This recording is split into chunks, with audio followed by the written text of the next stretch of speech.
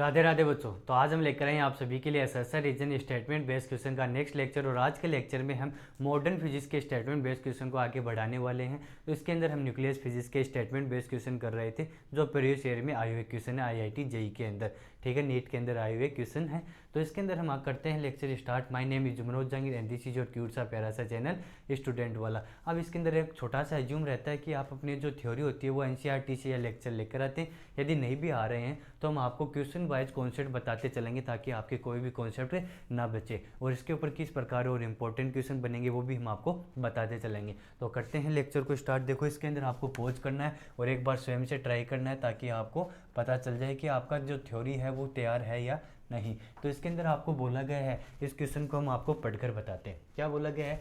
To lighter nuclei. क्या बोला गया? दो हल्के न्यूक्लियाई। लाइटर न्यूक्लियाई मतलब हल्के न्यूक्लियाई। अब जहाँ पर हल्के न्यूक्लियाई का बात आ गया, मतलब कि दो हल्की न्यूक्लियाई हैं जो अनस्टेबल है, और स्टेबिलिटी प्राप्त करने के लिए वो क्या करेंगे? आपस में संयोग करेंगे, सम करेंगे, उनका कॉम्बिनेशन होएगा। कॉम्बिनेशन आएगा तो हमें क्या प्राप्त होगा? एक हाई न्यूक्लियाई प्राप्त होगा या इनसे बड़ा न्यूक्लियाई प्राप्त होता है। तो देखो क्या बोला गया है, the two lighter nuclei combine. देखो कंबाइन कर गए ना, जुड़ गए, two from a comparatively heavier nuclei. क्या बना रहे हैं? एक कंपेरेटिवली क्या बना रहे हैं कि हेवियर न्यूक्लियाई बना रहे हैं। तो इसके बाद में हमें इसकी रिएक्शन है वो नीचे दी गई है। रिएक्शन किस प्रकार से दिया गया है? कोई एक्स न्यूक्लियाई है और कोई दूसरा एक्स न्यूक्लियाई है। ये दोनों क्या कर रहे हैं? कंबाइन कर रहे हैं। दोनों कंबाइन करके वाई न्यूक्लियाई का निर्माण कर रहे हैं, जहाँ पर एक्स न्यूक्लियाई का एटॉमिक नंबर कितना है? 1 है। और मास नंबर कितना है? मास नंबर हमारे पास है 2। एटॉमिक नंबर होता है 1। और वाई का एटॉमिक नंबर हमारे पास है 2 और मास नंबर है हमारे पास 4। ये हमें कंडीशन दे रखी है। अब इसके अंदर आपको ये पता होना चाहिए एटॉमिक नंबर क्या होता है, मास नंबर क्या होता है। तो एटॉमिक नंबर इस प्रकार से लिखते हैं, कोई भी तत्व होता है उसका एटॉमिक नंबर यहाँ पे लिखते हैं और मास नंबर यहाँ लिखा जाता है। एटॉमिक नंबर को ही प्रोटॉन नंबर बोला जाता है, और मास नंबर होता है वो प्रोटॉन प्लस न्यूट्रॉन के नंबर्स को बोला जाता है। ठीक है, ये छोटी सी बात आपको ध्यान रखनी है इसके अंदर। ये बात आप यहाँ पर ध्यान रखोगे तो इसके बाद में आगे क्वेश्चन में क्या बोला गया है, क्या कंडीशन इसके अंदर दी गई है वो हम देखते हैं। अब ये बोला गया कि the binding energy per nucleon. तो बाइंडिंग एनर्जी पर न्यूक्लियन की बात आ गई, मतलब कि यहाँ पर कहीं ना कहीं बाइंडिंग एनर्जी है। ये तो बाइंडिंग एनर्जी का मतलब क्या है? ये बॉन्ड करने का काम करती है। क्या करती है? बॉन्ड करती है। किसको करेगी? दो न्यूक्लियंस को क्या करती है? दो न्यूक्लियंस को ये बांधने का काम करती है, एक दूसरे से बांधने का काम करती है। तो देखो यहाँ पर ये छोटे छोटे न्यूक्लियाई क्या कर रहे हैं? एक दूसरे से मिलकर एक बड़ा न्यूक्लियाई बना रहे हैं। तो ये दोनों न्यूक्लियाई क्या जुड़े और जुड़कर एक बड़ा न्यूक्लियाई बना दिए। क्या हो गया? कॉम्बिनेशन हो गया, दो पेयर जुड़ गए और पेयर से क्या हमें थर्ड प्रोडक्ट प्राप्त हुआ। इसको ये क्या होते हैं? पेरेंट न्यूक्लियाई होते हैं, और यहाँ पे आता है डॉटर न्यूक्लियाई प्राप्त होता है। ठीक है, ये छोटी छोटी बातें हैं, हम ये आपको लेक्चर के अंदर बता चुके हैं, लेकिन यहाँ पर भी हम आपको बढ़िया तरीके से बताते चलेंगे। लेकिन पूरा डीपली तो हम नहीं बता पाएंगे, लेकिन आपको पूरा कॉन्सेप्ट को क्लियर करने की पूरी कोशिश करेंगे, क्योंकि क्वेश्चंस करा रहे हैं। क्वेश्चंस के अंदर आपको क्वेश्चन का कॉन्सेप्ट और इसको और किस प्रकार से इंपॉर्टेंट क्वेश्चन बन सकते हैं वो हम आपको यहाँ पर बताएंगे। तो ठीक है, अब इसके अंदर बाइंडिंग एनर्जी क्या करती है? बॉन्ड करने का काम करती है। किसको? दो न्यूक्लियंस को, और हमें एक हाइयर न्यूक्लियर प्राप्त होता है। क्या प्राप्त होता है? कि हाइयर न्यूक्लियस प्राप्त होता है। किसके कारण? Binding energy. अब यहाँ पर एक छोटी सी बात और बताते हैं। बाइंडिंग एनर्जी, जब दो न्यूक्लियस या दो न्यूक्लियन जोड़ते हैं, बॉन्ड करते हैं, तो उनसे एनर्जी रिलीज होती है। तो उनसे एनर्जी रिलीज होती है, और एनर्जी रिलीज होती है तो बाइंडिंग एनर्जी क्या करेगी? इंक्रीज करेगी। बाइंडिंग एनर्जी क्या करेगी? इंक्रीज करती है। इस प्रकार भी बोल सकते हैं बाइंडिंग एनर्जी इंक्रीज कर रही है तो हमें क्या मिलेगा? हमें एनर्जी रिलीज्ड मिलेगी। अब क्वेश्चन के अंदर क्या बोला गया है, ये बात आपको ध्यान रखनी है। क्वेश्चन में बोला गया द बाइंडिंग एनर्जी पर न्यूक्लियंस। जो वन हमारे पास फर्स्ट तत्व दिया गया है, फर्स्ट एलिमेंट दिया गया था या फर्स्ट न्यूक्लियाई दिया गया था, और सेकंड न्यूक्लियाई दिया गया था, इनकी बाइंडिंग एनर्जी हमें दी गई है। फर्स्ट वाले की बाइंडिंग एनर्जी हमें कितनी दी है? 1.1 मेगा इलेक्ट्रॉन वोल्ट दी है, और सेकंड वाले की बाइंडिंग एनर्जी हमें दी है 7.6 मेगा इलेक्ट्रॉन वोल्ट दी है। अब इनकी बाइंडिंग एनर्जी देने के बाद में पूछ रहा है कि the energy release in this process. इस प्रोसेस के अंदर जब जो छोटे न्यूक्लियाई बनकर बड़े न्यूक्लियाई बना रहे हैं, तो इसी प्रोसेस में कितनी एनर्जी रिलीज हुई है वो हमें बतानी है। ब्लैंक वाला ऑप्शन यहाँ पर दिया गया है। यहाँ पर क्या है? आपको ऑब्जेक्टिव क्वेश्चन नहीं दिया गया, ब्लैंक दिया गया है, तो इसके अंदर आपको फिलअप करना है। तो हम आपको यहाँ पर बात बताते हैं।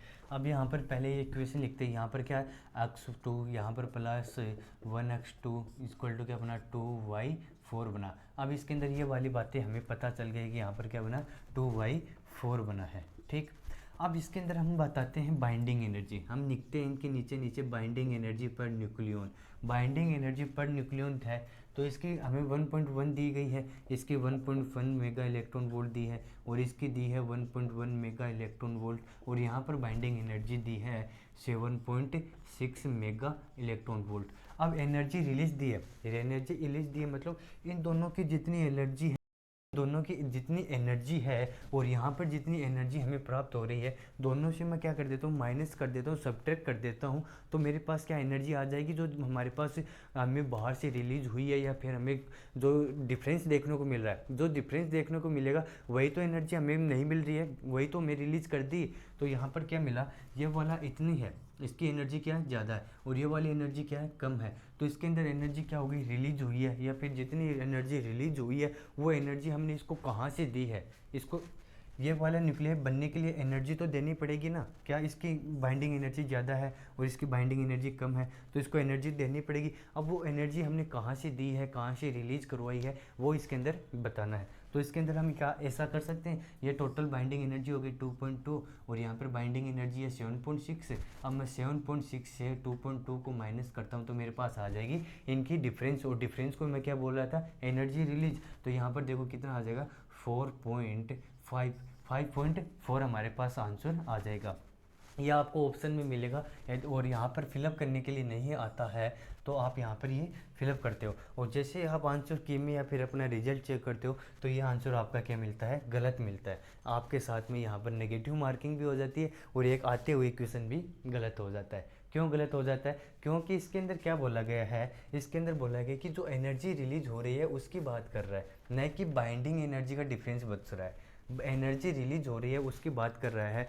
तो जो एनर्जी रिलीज होती है, जो एनर्जी रिलीज होती है वह टोटल एनर्जी में से हम रिलीज करते हैं। बाइंडिंग एनर्जी तो एक न्यूक्लियस के बाद ही बात कर रहा है। ये जो हमारे पास बाइंडिंग एनर्जी आई है, ये जो बाइंडिंग एनर्जी दे रखा है वह बाइंडिंग एनर्जी पर न्यूक्लियन की है, एक न्यूक्लियन की दे रखी है। लेकिन इसके अंदर कितने न्यूक्लियंस हैं, टोटल न्यूक्लियंस इसके अंदर हैं 2 और इसके अंदर 2 न्यूक्लियंस ये रहे और यहाँ पर टोटल न्यूक्लियंस है 4। मैंने क्या कहा था, जो हमारे पास मास नंबर होता है उसको प्रोटॉन प्लस न्यूट्रॉन को योग ही हमारे पास क्या होता है, मास नंबर होता है और इन दोनों का योग ही क्या कहलाता है, न्यूक्लियंस कहलाते हैं। हमारे पास क्या कहलाते हैं, न्यूक्लियंस कहलाते हैं। तो न्यूक्लियन पर अब मेरे पास एक यहाँ पर 2 है तो इनके 2 1 + 1 हो जाएगा। अब इसकी तो मेरे को एनर्जी 1.1 है और इसकी एनर्जी 1.1 है तो इसकी टोटल एनर्जी कितनी हो जाएगी, 2.2 हो जाएगी। इसी प्रकार इसकी भी टोटल एनर्जी 2.2 हो जाएगी और इसके अंदर न्यूक्लियंस कितने हैं, 4 हैं, ठीक है। और इसके अंदर बाइंडिंग एनर्जी, एक ही बाइंडिंग एनर्जी कितनी दी है, 7.6 है। अब इसको मैं 4 से मल्टीप्लाई कर दूंगा तो मेरे पास टोटल बाइंडिंग एनर्जी आ जाएगी और इसकी वैल्यू आ जाएगी हमारे पास 30.4 हमारे पास मेगा इलेक्ट्रॉन वोल्ट आ जाएगा।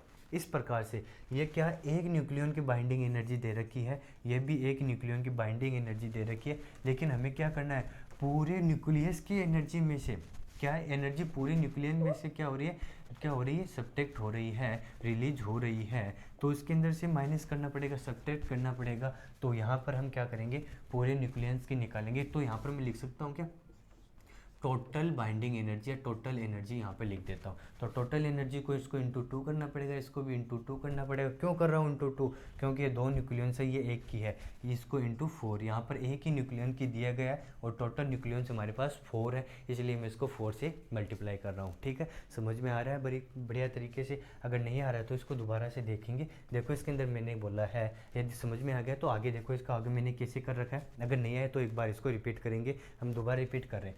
बाइंडिंग एनर्जी पर न्यूक्लियन दे रखा है, पर न्यूक्लियन मतलब एक न्यूक्लियन की बाइंडिंग एनर्जी दे रखी है।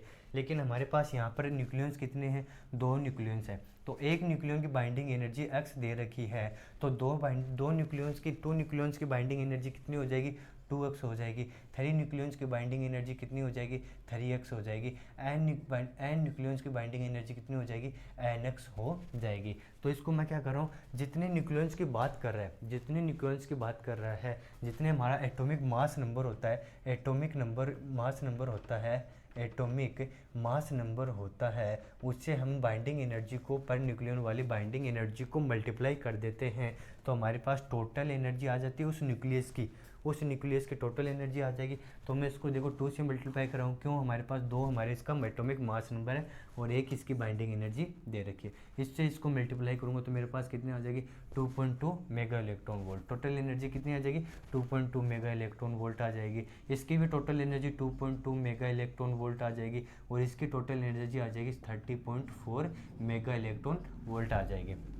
अब इसमें से टोटल एनर्जी में से ये वाली एनर्जी को मैं सब्ट्रैक्ट कर देता हूँ, माइनस कर देता हूँ, घटा देता हूँ, तो मेरे पास क्या आ जाएगी, तब मेरे पास आ जाएगा इसके अंदर रिलीज्ड एनर्जी आ जाएगी। तब मेरे पास क्या आ जाएगा, रिलीज्ड एनर्जी आ जाएगी। ठीक है, ये हमारे पास इस प्रकार से निकल कर आता है। तो टोटल में से जो बड़ा वाला है ये निकल के प्राप्त हुआ है, इसमें से मैं इसको माइनस करूँगा 2.2 प्लस 2.2, तो मेरे पास क्या प्राप्त होगा 26 mega electron volt, 26 mega electron volt. तो अब यहाँ पर आपको 5.4 नहीं, आपको लिख कर आना होगा 26 मेगा इलेक्ट्रॉन वोल्ट, आपका आंसर यहाँ पर आएगा। ठीक है, तो इस प्रकार से करना है। तो आपको ये ध्यान रखना है कि बाइंडिंग एनर्जी पर न्यूक्लियन की दे रखी है, फिर बाइंडिंग एनर्जी पर न्यूक्लियस दे रखी है। न्यूक्लियन और न्यूक्लियस के अंदर डिफरेंस देखना है, ये तरीके से देखना है। ठीक है, न्यूक्लियन तो क्या होता है, जो प्रोटॉन प्लस न्यूट्रॉन होते हैं उनको बोला जाता है न्यूक्लियस हो जाएगा, इन दोनों इनका सबका क्या जो कंबाइन आ जाता है, इस प्रकार से आता है। तो ठीक है, अगला नेक्स्ट क्वेश्चन लेकर आ रहे हैं, उसको आपको करना है पॉज करके। तो आगे देखो, इस क्वेश्चन को आपको एक बार पॉज करना है और इसके बाद में आपको स्वयं से ट्राई करना है। इसके अंदर आपको बताना है जो ये अल्फा बीटा और गामा, ये आपको पता होना चाहिए, ये डीके होते हैं, तो इसके अंदर किस प्रकार से क्या कहानी होती है आपको थोड़ा बहुत नॉलेज होना चाहिए। तो देखो इस क्वेश्चन को मैं बताता हूँ करके। अब इसके अंदर से बताने से पहले हम एक प्रीवियस क्वेश्चन पे चलते हैं। प्रीवियस क्वेश्चन में हमने क्या बोला था, हमारे पास 1x2 प्लस बराबर में क्या प्राप्त हुआ था 2y4 प्राप्त हुआ था। अब यहाँ पर एक चीज़ देखो, यहाँ पर 1 और 1 एटॉमिक मास नंबर, यहाँ पर भी 2 है और यहाँ पर भी एटॉमिक नंबर टोटल कितना है, एटॉमिक नंबर यहाँ पर भी टोटल 2 है और यहाँ पर एटॉमिक नंबर 2 है। यहाँ पर मास नंबर टोटल देखो कितना है 4 है और यहाँ पर भी मास नंबर टोटल कितना है 4 है। तो मतलब रिएक्शन से पहले मास नंबर और रिएक्शन के बाद में मास नंबर दोनों क्या आएंगे, बराबर आएंगे। रिएक्शन इनिशियल का क्या आएगा, बराबर आएगा और फाइनल का भी मास क्या आएगा, बराबर आएगा। एटॉमिक नंबर भी क्या आएगा, बराबर आएगा और हमारे पास फाइनल का एटॉमिक नंबर भी क्या आएगा, बराबर आएगा। तो इसके अंदर आपको ध्यान रखनी है, रिएक्शन के अंदर इस प्रकार की रिएक्शन के अंदर क्या प्राप्त होता है, इस प्रकार की रिएक्शन में हमें प्रारंभ वाले में जितने ज़्यादा दे रखे हैं उन सभी का हमें मास नंबर और एटॉमिक नंबर आगे जितने भी तत्व दे रखे हैं, आगे जितने भी एलिमेंट दे रखे हैं 1 2 3 अल्फा बीटा साथ में दे रखे हैं, उन सब का मिलाकर एटॉमिक नंबर और मास नंबर इसके इक्वल आना चाहिए। तो ठीक है, इनिशियल का और फाइनल का मास नंबर हमें क्या मिलना चाहिए, प्रारंभ में और अंतिम में बराबर मास नंबर मिलना चाहिए। जितना इधर मास नंबर है उतना ही उधर मास नंबर होना चाहिए, जितना इधर एटॉमिक नंबर है उतना ही उधर एटॉमिक नंबर होना चाहिए। मतलब दोनों पलड़े बराबर रखने हैं आपको। ठीक है, दोनों हाथों में क्या रखने, लड्डू रखने, दोनों हाथों में लड्डू रखने और दोनों हाथों में लड्डू रखकर ही ये क्वेश्चन सोल्व हो सकता है। और इस क्वेश्चन को हम लॉन्ग मेथड से नहीं, यहाँ पर आपको शॉर्ट में ये क्वेश्चन को आपको यहाँ पर हम क्या करवाएंगे, शॉर्ट मेथड से करवाएंगे, लॉन्ग मेथड से नहीं करवाने वाले हैं। ठीक है, तो इसको शॉर्ट मेथड क्या होगा, देखो इसके अंदर है,